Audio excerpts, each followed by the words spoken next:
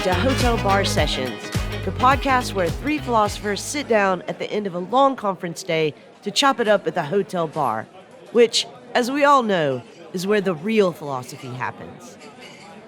Welcome back to another episode of Hotel Bar Sessions. I'm Jason Reed, and I'm joined by my co-hosts, Rick Lee and Lee Johnson. This week, we're talking about debt, but before we get to that, everyone owes me a drink order and a rant or rave. So, Rick, what are you having, and what are you ranting or raving about? Well, Jason, I'll gladly pay you Tuesday for a drink today. I'm a bit under the weather with some kind of a cold, and so I think I need a whiskey, and I'll have it with a splash of water instead of a rock. This week, I'm ranting about the social platform formerly known as Twitter. I had two-factor authentication set up with my Twitter account. In the meantime, I've switched phones. I cannot get access to my Twitter account, and they keep telling me to fill out this customer service form. Then each time I do that, I get an email telling me how to recover my password. And at the bottom, it says, if none of these work, fill out a customer service form. And so I'm in some kind of Twitter circle of hell. And I think all the people at Twitter are gone. Nobody's minding the shop over there except for the crazy lunatic. So screw you, Twitter. So, Lee, what are you having and what are you ranting or raving about? Well, to help Rick with his cold, I think I'll have a hot toddy. And I'm kind of surprised that I haven't ranted about this before, but today I'm ranting about the discontinuation of the online magazine Real Life. So Real Life was one of my absolute favorite things to read online. It produced short essays that had to do with mostly technology and the way that technology fits in our lives. It had so many good writers contribute to it, and I'm not really sure what happened, but it went defunct several months ago. You can still go to reallife.com and read the archived material, but hey, if there's anybody out there who wants to restart this website, please hit me up. I'm on board. So, Jason, what about you? What are you drinking and ranting or raving about? I'm going to have a whiskey sour, and I'm going to rave, since everyone else is ranting, about the Criterion Channel.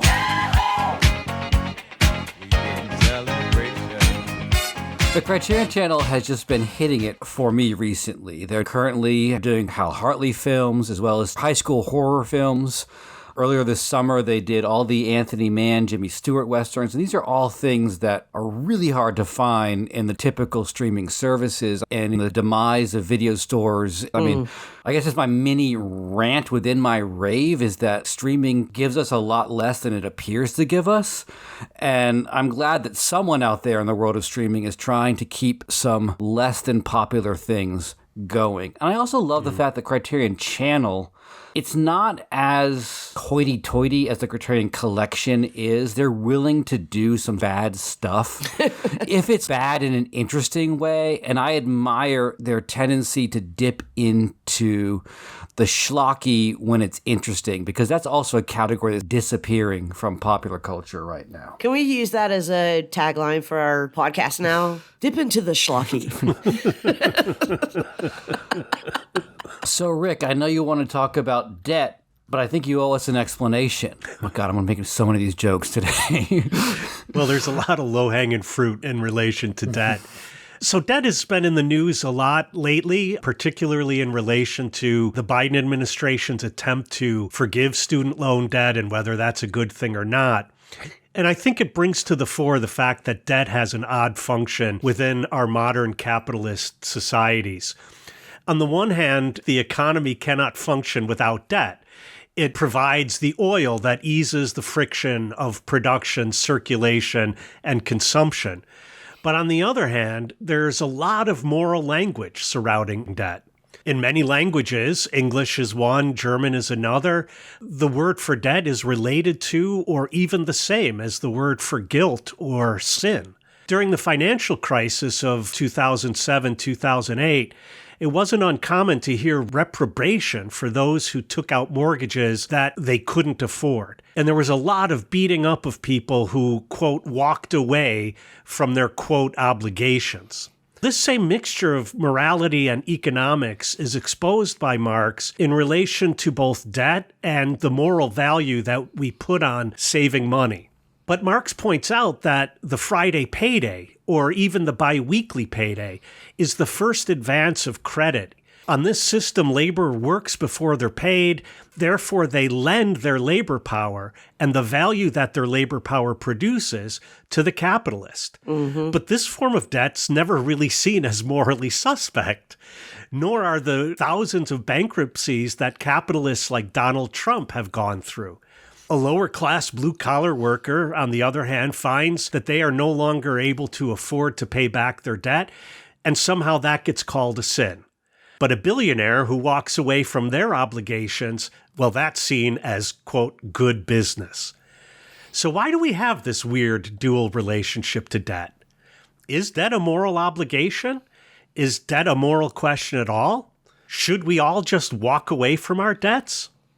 Why does it seem more catastrophic if we all walked away from our debts than global climate change does?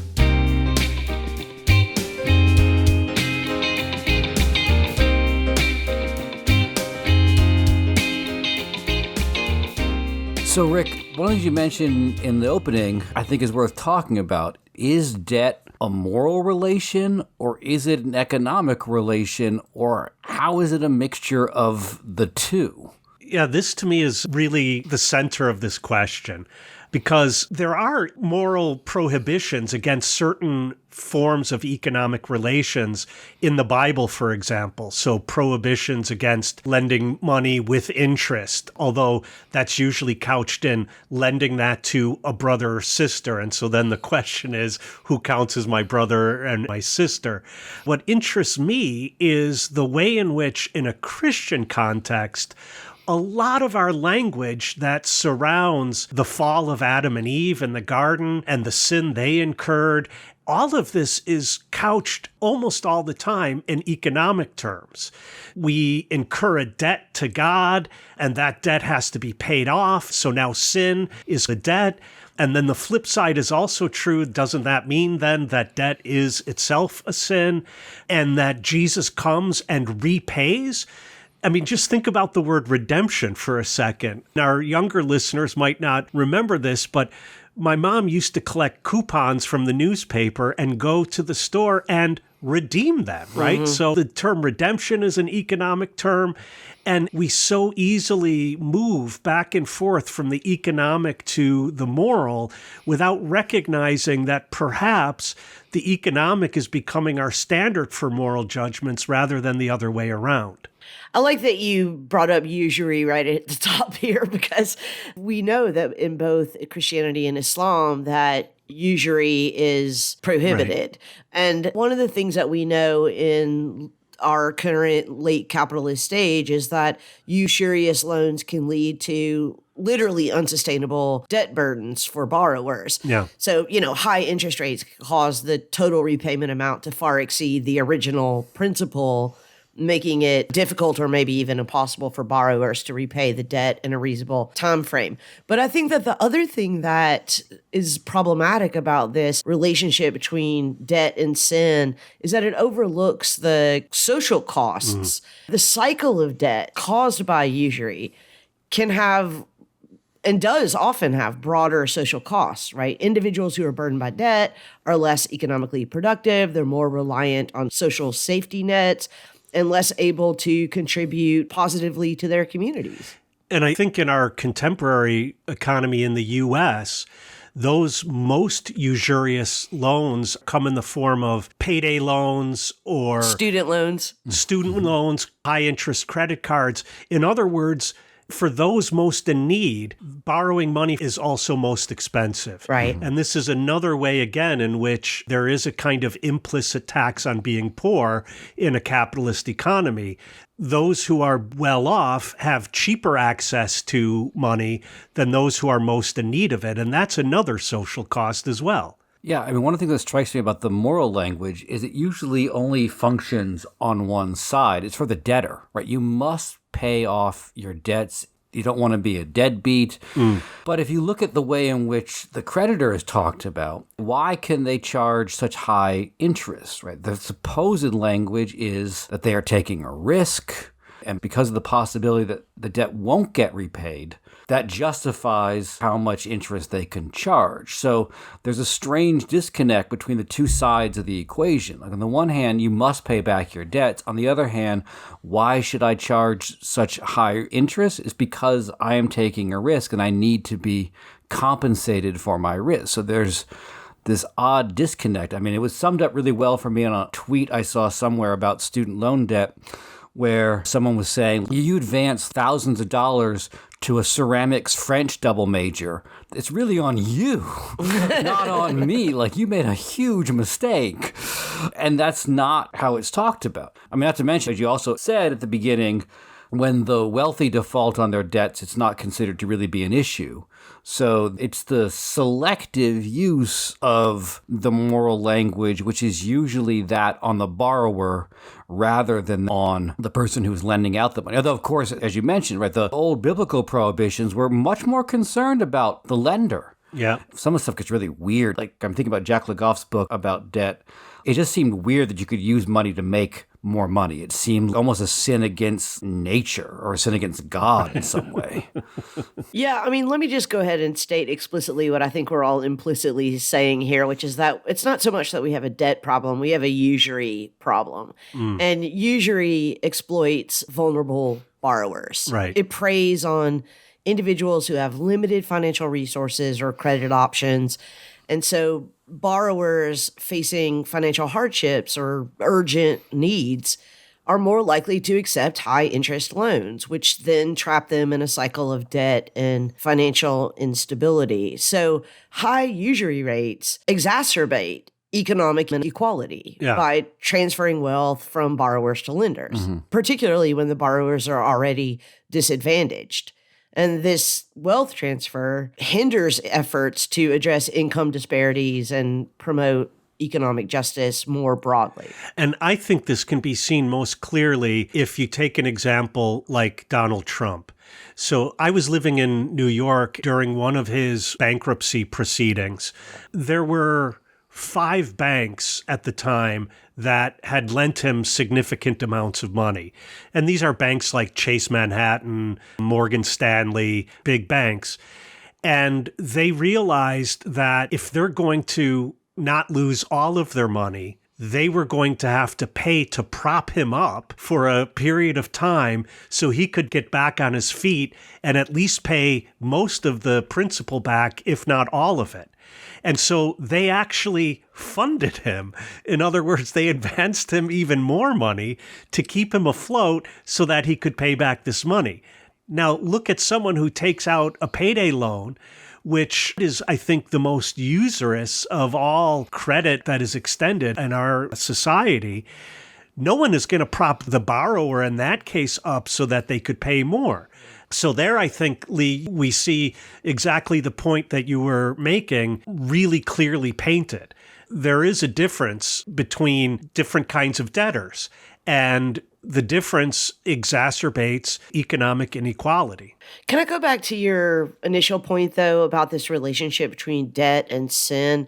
Because I think that it's important for us to remember that the redemption Jesus represents for Christianity, or Jesus's crucifixion represents for Christianity, is not redemption in the sense that your grandma redeemed her coupons at the grocery store. It's an act of grace. And in that sense, it's a gift that is not built on the model of a repayment of a debt. So I wonder if the easy transference of the language of sin and guilt to the economic language of debt is just a misreading of a relationship between a borrower and a lender. Well, within the Christian tradition, at least, you do see these two ways of understanding why it is that God would become human and then die. The one reading is, as you say, that this is just a gift, a result of God's love for humanity, and it's out of an excess of love that God forgives the sins. There is another reading put most forcefully by Anselm of Canterbury that says, in sinning in the Garden of Eden, Adam and Eve incurred a debt. The debt was to the infinite, i.e. to God, and therefore it's impossible for finite beings like us to pay it back. And so we incur the punishment of that debt. We're living under that debt. Unless and until it can be paid back, it has to be paid back by an infinite, and so God has to become human in order to pay back the debt. That reading brings in this whole economic relationship. And then the love reading and the gift reading gets shoved to the side. This is not a theological podcast, but I think, again, one of the real problems here is that in Christianity, we know that the obligation to give, to treat the least of these as you would treat me, as Jesus says, is a all-consuming, all-the-time obligation. And even in Islam, charity, zakat, giving to those in need, is an integral part of Ramadan. And so we somehow are skipping the imperative to give and to help, right, and weirdly focusing on this debt thing. That makes me think of David Graeber's book on debt, where he kind of makes the argument, as you were saying, Lee, earlier, we don't have a debt problem, we have a usury problem, that to some extent, debt is integral to social relations. We're born, someone cares for us, and we're born owing a debt. And for Graeber, the problem becomes not so much debts in the social sense, but when debts become monetized and when there becomes this idea of paying them off rather than letting them circulate. Because part of what Graeber is talking about is that debts circulate. Like, your parents care for you, and you might pay them back by caring for them, but you also might pay them back by caring for others, by paying it forward rather than back, or some combination of the two. But the one thing that we find abhorrent would be, and I can't remember, he gives an instance of someone actually did this. I can't remember who it was, where like you want to sever all relations with your parents, and so you present them with a check. Mom and dad, here's the amount room and board would have cost when I was a kid. I'm done with you, right? The fact that that seems so abhorrent to us illustrates the way in which these fluid social debts are integral to our social relations, and the problem becomes monetizing them and the idea that they can be finally paid off. Because I think a lot of us feel like we owe debts that we can never totally pay off. I love this point, Jason, because the reason it is abhorrent to us is because at some level we understand a parent's care for their children as a gift, not as a loan. Right. And that's why we find it offensive to think that it could just be paid off. But when we erase that notion, or when we elide that notion that a gift is not a debt, or a gift is not a incurrence of debt, then we get into these other problems of, how do I pay off this gift? That is just a misunderstanding of gift. And that's where I think we have to go back to the religious notion of charity or grace or giving. Charity is not a loan. Charity is a gift. Yeah, and I want to insert also in this gift love. Love is an important function here.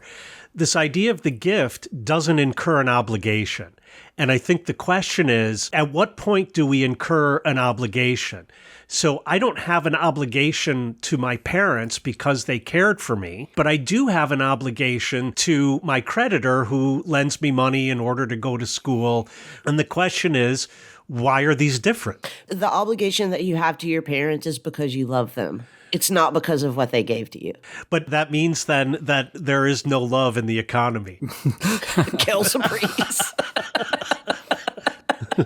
Here to testify to that truth. But then I wouldn't call the fact that my parents have cared for me a debt. Right. Because I agree with you, Lee. It's a gift that they have given me. And I wouldn't call all sorts of things that I do in the name of caring for my friends or my loved ones an obligation that they now have to pay back.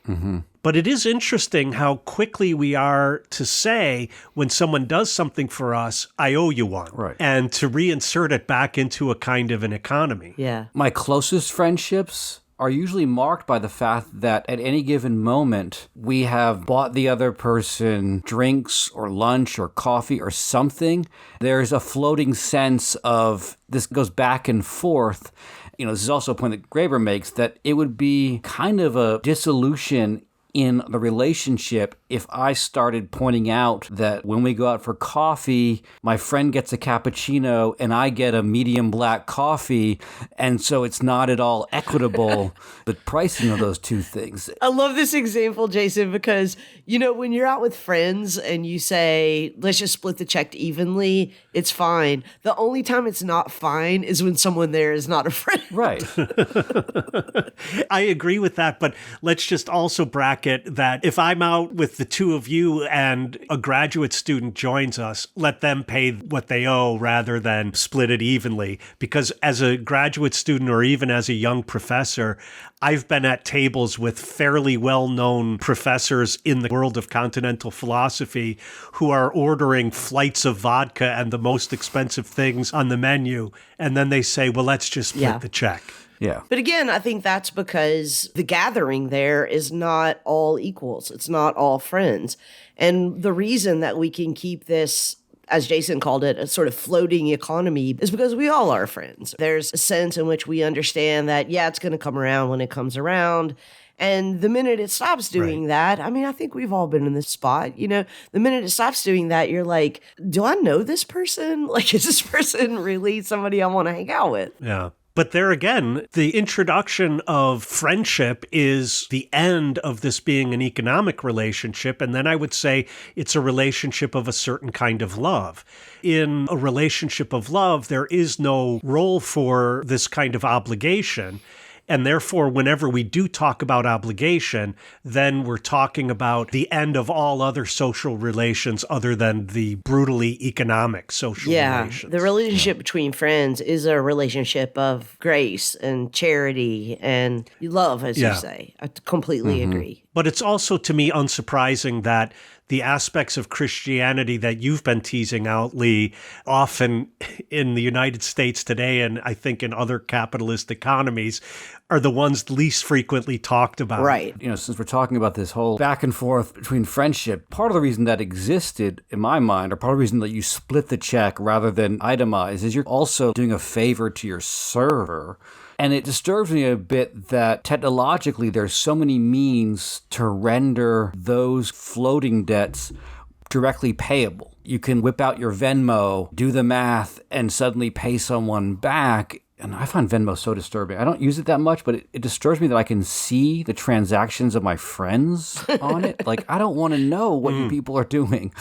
But the other thing I find, and we're talking about here about Venmo, is this ability to make every tiny, minute little debt payable. Right. I find it to be an erosion of sociality in the same way, going back to David Graeber, when he's talking about the social way in which we constantly extend and receive things from each other without demanding direct payment, his favorite examples are always asking for the time and asking directions. Because he points out that when someone asks you what time it is or directions, you don't treat them like a market transaction. You don't say, well, what are you going to give me for it? If you know, you know. But it always strikes me when I read those examples in Graeber, and this goes back to the Venmo thing, is that, like, who asks anyone time or directions anymore? In the age of the smartphone, those are dying social niceties because everyone knows what time it is and everyone just Google Maps it.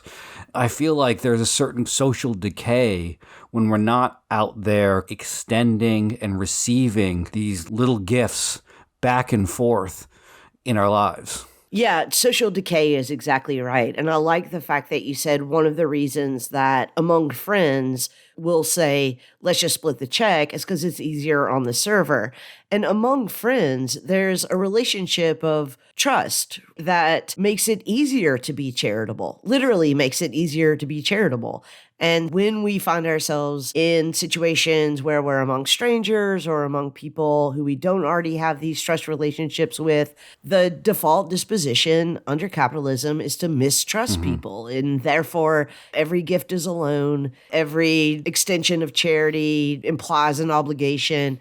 And so we aren't able to be charitable. That point reminds me of one of the jokes that Freud tells in his book, Jokes in the Relation to the Unconscious, where a guy borrows $200 from a friend of his because he can't pay the rent and he can't pay his bills.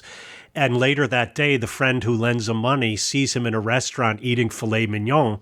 And the guy goes up to him and he said, "What the hell are you doing? You asked me for $200 and now you're eating filet mignon in the restaurant?" And the guy says, "Well, let me get this straight. I can't eat filet mignon when I don't have money. I can't eat filet mignon when I do have money. When the hell am I supposed to eat filet mignon?" Fair. I updated it a little bit. He uses the example of salmon mayonnaise, but I updated it. Doesn't work. No.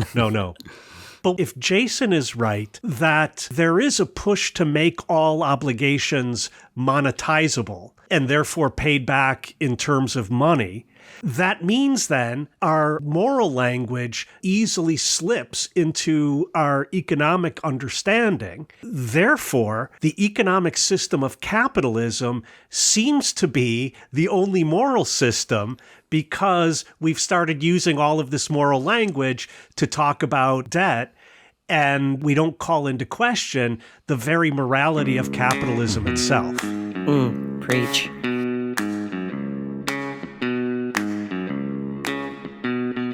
Did you know that Hotel Bar Podcast is more than just a podcast? We are a fully online, cross-brand synergy platform of content creation. Actually, that's not true. Those words are meaningless. But you can follow us on the app formerly known as Twitter at Hotel Bar Podcast. There you can find the handles of all the co-hosts as well. You can follow us all or pick your favorite. If by the time you hear this, Elon Musk has burned down the servers to collect the insurance, you can also find us on Facebook or YouTube. Just look for Hotel Bar Sessions. Wherever you find us on social media, you can contact us with ideas, complaints, and questions. You can also email us anytime at hotelbarpodcast@gmail.com or visit our interactive page at hotelbarpodcast.com. No matter how you get in contact with us, we're always glad to hear from you.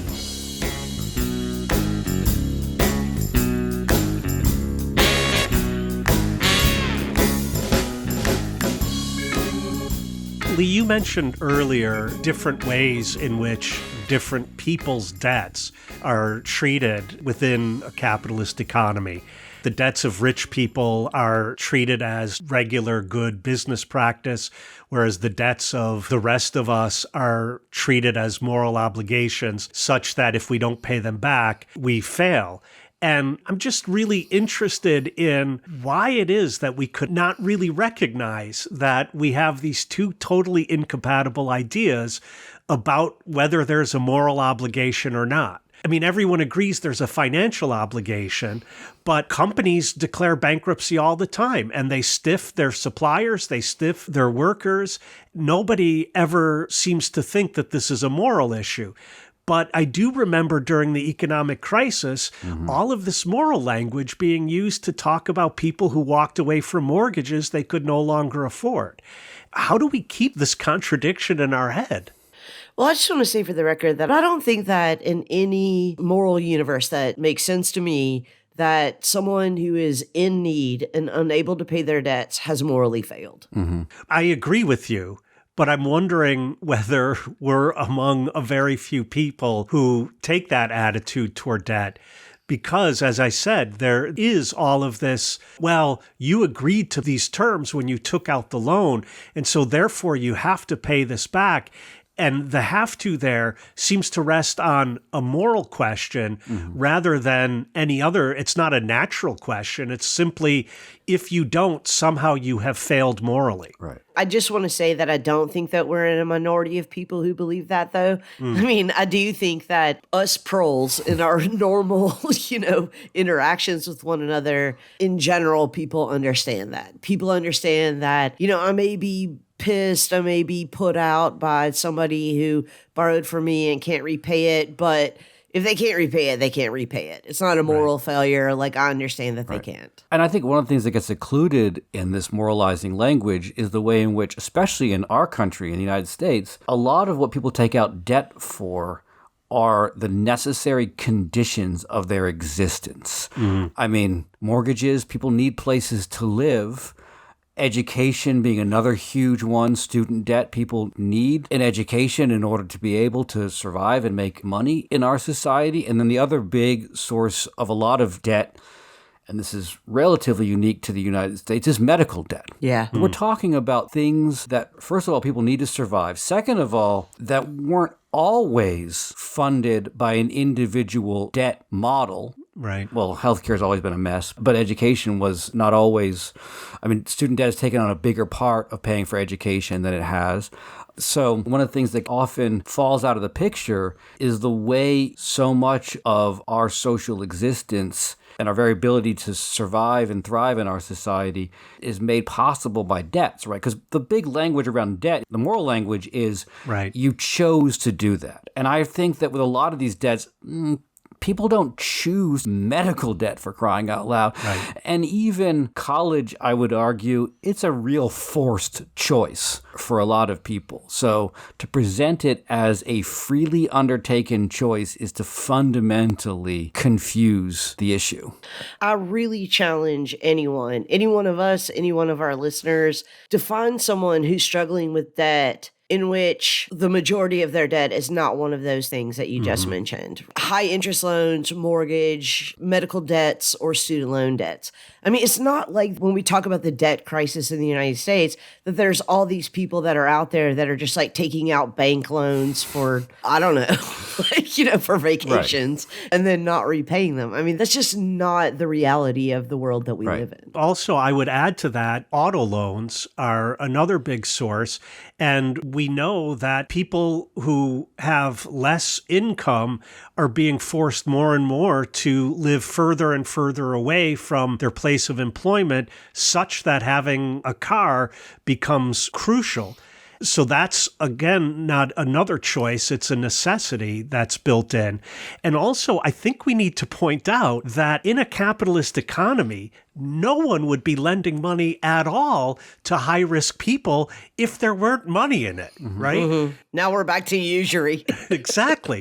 It's quite lucrative to put people under these obligations, and then the moral language around it is simply a script for the collection agency to use to try to cajole you to pay back your student loan debt or your car payment or what have you. Right.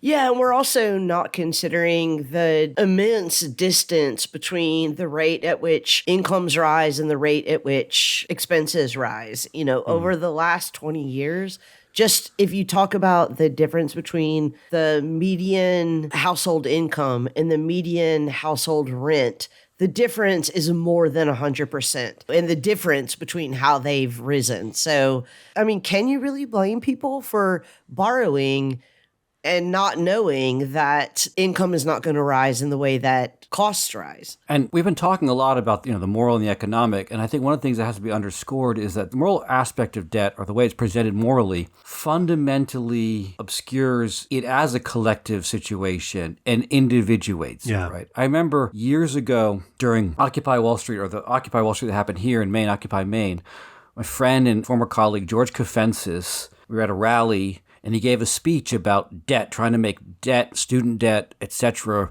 one of the big issues that was coming out of Occupy. And someone afterward pulled him aside and said, "Don't do this. You're going down a bad path," because those people have to be taken individually responsible for like the debts they've taken. They bought a house that's too big, or they majored in ceramics. These individual choices have to be highlighted. And one of the things the moral language does is it focuses on the supposed individual choice and not the actual very real collective condition that underlies it. Yeah, I mean, 61% of Americans live paycheck to paycheck. Yeah. And I hear the right in the United States talking about the attempt to eliminate some student loan debt, or even all student loan debt, as being a gift to those who are well off. And I think that covers over the fact that a number of people who have student loan debt are relying on that student loan to get an education that they otherwise wouldn't have been able to afford. And so without this debt, then only those who are already well off can get a college education. And if we want to change that, if we're not going to make school free, then we're in this student loan situation in which I think the obligation to repay needs to be other than individual, as Jason was saying. I think it has to be a social responsibility. We've been talking about this sort of division between the moral and the economic, but I also think it's important to point out that even on an economic level, the relentless pursuit of debt doesn't make any real sense. I mean, there's a lot of discussion about the fact that student loan debt is, I mean, it's not a bubble, but it's producing this slow drain on the economy of generations who aren't going to buy houses, who aren't going to have kids, aren't going to do all these other things society and the economy supposedly needs them to do. You know, if you remember, there was this famous speech, I can't remember the guy's name. It was after the 2008 crash. He was on the trading floor, and it's kind of started the Tea Party movement about how he didn't want his money to be used to bail other people out. And it was pushing this language of what was driving the 2008 crash were all these mortgages that were irresponsible, you know, the federal government and so on. And like, even if that was true, those mortgages and the houses and everything didn't just benefit the individuals. That sort of sustained our economy. Right. One of the other things about the individualizing language of debt is it doesn't just obscure the social dimension of the need, it also obscures the fact that society benefits, or the economy, I don't want to conflate the two, the economy benefits from people having this money. And it makes it sound as if it's a fully individual, you know, first of all, I don't care. Like, if some rich kid gets his student loan debt forgiven, or more than one rich kid, if a couple get mixed in with a bunch of people who are struggling to pay off their student loans, I honestly do not care. I mean, There's a certain point at which part of a universalizing rule is, yes, some people don't need it, but that's a small price to pay in terms of the many people who desperately need it. Right.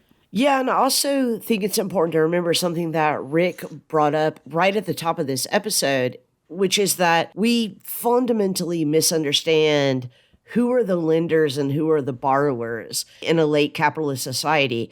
And the population of lenders are the workers. Right. These are the people who are waiting 2 weeks or a month to get paid for the labor that they've lent to their employers. That's one population of lenders. The other population of lenders are the lenders who are lending to the workers usuriously and making it impossible for them to pay their debts. You know, if all the workers were lending to our employers usuriously, right, then there would be a whole different phenomenon here, and we'd have an entirely different discourse about who's doing the morally wrong thing. Right. If I said, okay, you can pay me on Friday, but you'll have to pay me 110% more each day. Yeah, but there's a 10-point VIG on that. Right. Oh, and did I mention the $300 processing fee? Yeah, right. And I've actually let a loan servicer buy this out, so you owe them too. We have this language about what's good debt and what's bad debt. For example, mortgages are considered to be good debt. And I think we don't even seriously consider what damage our support in the U.S. for mortgages and therefore home buying does to the entire economy. Private ownership of housing is really disastrous for the availability of housing in general. And for our listeners who are not from the U.S., let me just explain that you can deduct the interest you pay on your mortgage from your taxes. It's a gift to people who can own their own housing. And there's not really a huge incentive for there to be multifamily housing and to increase housing density. And so why is that called good debt Whereas someone who needs to get something on their credit card because they're not paid enough, why is that bad debt and somehow a moral failure? Yeah, I mean, why are tax credits considered credits at all? Why are they not considered, debts? Right. I mean, on that note, in Malcolm Harris's book, Palo Alto, History of California Capitalism and the World, he cites someone in the Hoover administration around the attempt to make private housing mortgages a big part of the U.S. economy. And there's this great line. He cites someone and says, "A man who owns a house can't be a communist. He's too busy." The private ownership of housing was both an economic and political strategy. It's one of those historical facts that often gets unmentioned. And as a communist paying a mortgage, I feel the pain of being too busy.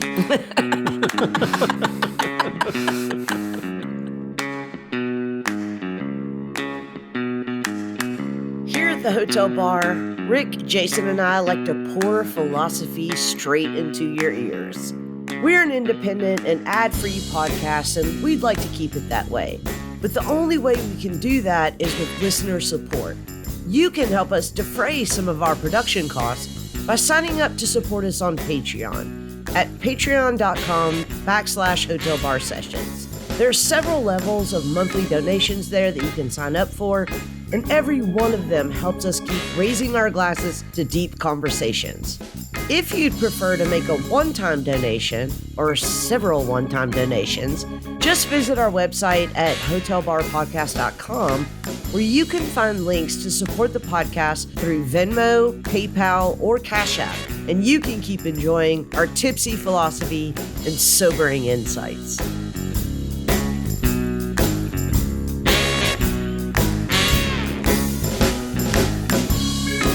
I think it's time to hit directly an issue that we've been talking around and has come up here and there throughout our discussion, and that is the question of forgiveness of student loans. Mm-hmm. Now, I'll just come clean and say, I think all student loans should be forgiven immediately without any question.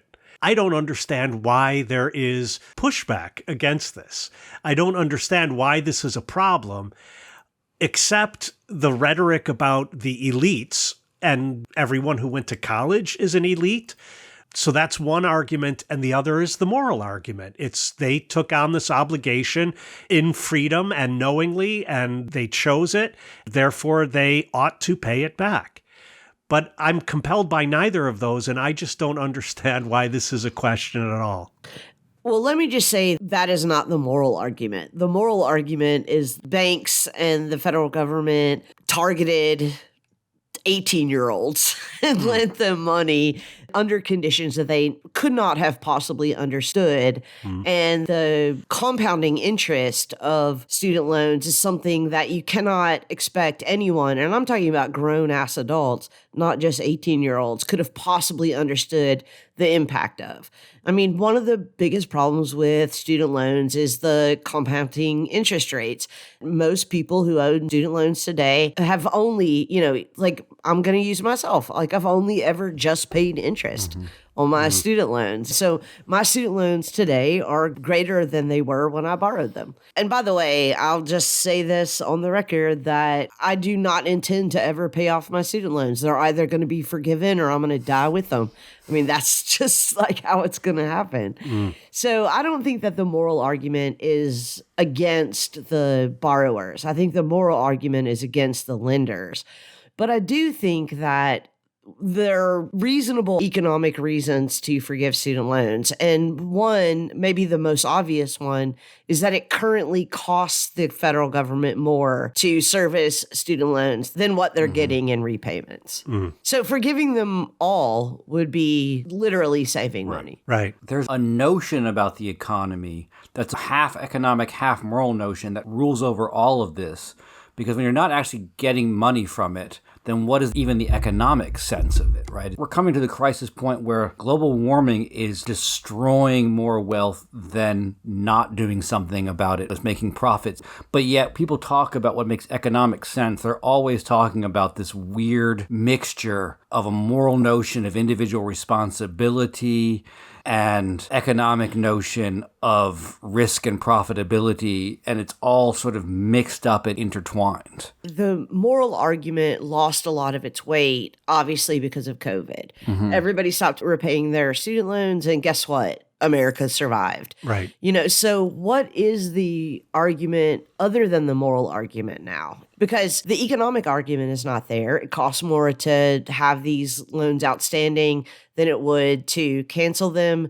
The economic argument is also not there in as much as the most productive members of our society economically are the ones most burdened by student loan debt. We can't sustain this model anymore. Right. But one of the interesting things about capitalism is the way in which it opens the possibility for the person in the middle to make the most off of any transaction. I've mentioned this in the past, but Chicago became the city it is by being in the middle of a lot of things. And so if you touch a product between the producer and the buyer, then you can make a lot of money without doing anything. And Lee, you twice mentioned servicing companies. They're the ones who are making bank servicing student loans, because even though some of the debt is owed to the federal government, they're not doing the servicing themselves. They outsource that servicing, and that company is making a lot of money. A huge part of the economic argument is we now have to save the middle person. And I think another middle person are employers. One of the things that student loans do, and it's hard to measure this, is they discipline the workforce. They keep people in jobs they might otherwise leave. And that's why, mortgages are seen as breaking the backs of communists, is they keep people working rather than going on strike, right? To go back to COVID, yes, America kept functioning, but we did have the Great Refusal or the Great Realignment. That possibility where people left jobs and other sorts of things happened. That scared parts of our government. They want nothing like that to ever happen again. Right. They want to keep people, their spirits broken by their loan payments and everything else. So you stay in your crappy job, accepting your crappy wages. And as soon as people started envisioning something else, because, a government that said it can do nothing about all these things suddenly said, oh, yeah, we can do something. We can just make them go away. Yeah. Yeah. And it changed people's sense of what is possible and what is desirable in ways that we're still contending with. And there were interests that want that not to happen again. Yeah, and this is not that long after the 2008 financial crisis, Right. where we saw that banks can be bailed out, auto companies can be bailed out. It's not as if the idea of loan forgiveness is just a pipe dream in the American imagination anymore. It's a reality that we've all dealt with. So yeah, we can't just keep pretending as if we don't know that this is something that is actually possible. But I think that goes back to the issue of how social costs are apportioned. Because I think, Lee, earlier you were pointing out that those who have incredibly high debts are also more likely to use other government services, to visit an emergency room rather than a primary care physician, and otherwise incur costs for society at large. But somehow we're not able to see that as easily as we are able to see that if Chase Manhattan, well, now it's just called Chase, if Chase Bank goes under, that would affect our entire society. Yeah. I think the point Jason was making a little bit earlier can be formulated in this way. The invention of the individual is one of the greatest inventions of capitalism. And the individualization of certain obligations versus other obligations is only made possible by the invention of this individual, and therefore economic relations can now become moral relations. That might be a little bit of a chicken and an egg thing. I'm not sure if capitalism wasn't the greatest invention of the individual, but I do think that it's important for us to continue to press this question, like who is harmed by the forgiveness of student debt?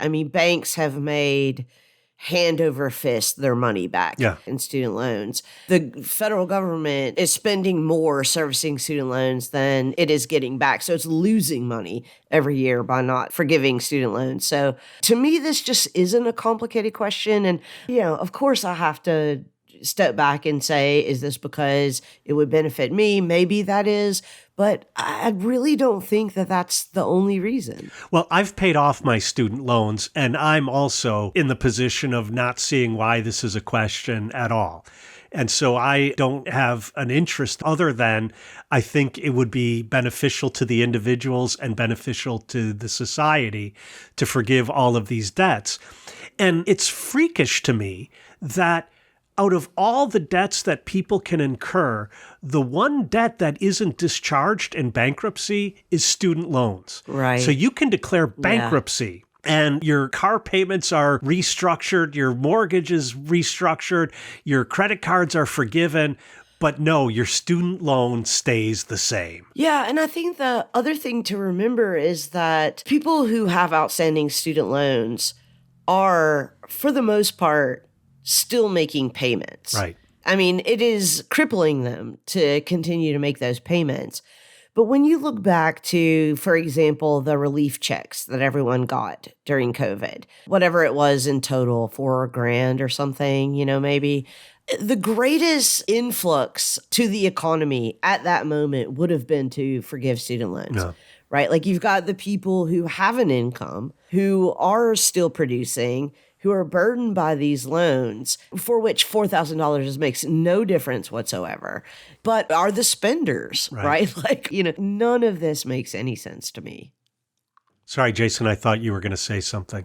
I did too, I think sorry. I did, but then I lost it. Now I'm like, I don't know what to say anymore, except for it's like shit's fucked up and bullshit. So, I mean, I think that we can all agree that the only reason that student loans are not being forgiven is because the people who are going to benefit from continuing accumulation of profits by student loans are people who are the recipients of basically loans from the working force. yeah, that's what I was going to say earlier. Student loan servicers being just one of them, but there are a lot of people who are invested in social dysfunction.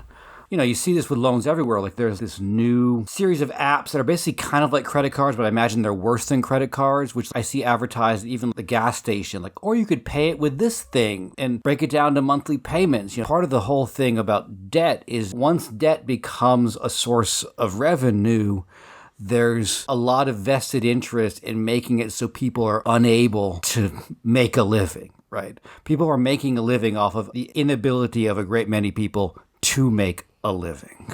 I'm so glad you mentioned that because I've noticed recently on Amazon Prime, and I'm going to be honest, like I don't have a lot of debt other than student debt, but my Amazon card is, it's up there. But I've noticed recently on Amazon Prime that every time I buy something, they give me an offer to finance it. Mm-hmm. It's like usury is being promoted, right? Yeah. And I think, why would I do that? Yeah, I'm now seeing it everywhere. Almost any website I go to and check out, there's always this option. Or you could make 4 easy payments. Mm-hmm. You just click there and bam, you got it. It's easier to click that button, and $23 sounds like much less than $200 because it is. Yeah. And so you just click the button.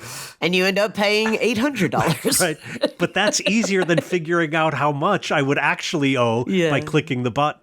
But Lee, there you point out, if we want to have a moral discussion about debt, then it's on the usurers, rather than on the borrowers. That's the moral question. Once again, preach.